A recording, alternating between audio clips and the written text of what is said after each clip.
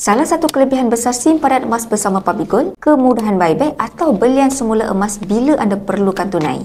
Dalam banyak kes, ada orang takut simpan emas sebab risaukan susah untuk jual balik emas tersebut. Tetapi dengan Puppy Gold, prosesnya sangat mudah. Anda boleh bawa sahaja gold bar atau dinar yang dibeli daripada Puppy Gold ke mana-mana cawangan seluruh Malaysia. Mereka akan beli semula pada harga buyback semasa yang dipaparkan secara telus di laman web.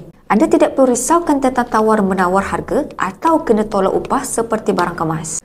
Harga buyback Puppy Gold dikira mengikut berat dan ketulinan emas 999.9 tanpa seberang potongan harga lain.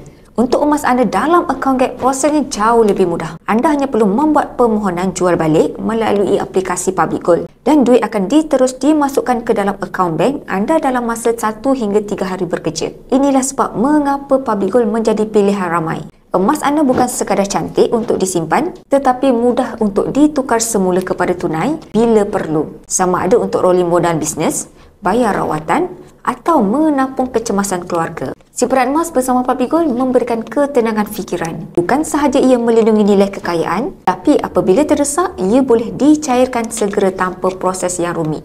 Untuk bermula, anda boleh klik ni di bio saya atau PM saya. InsyaAllah saya akan bantu guide sebaik.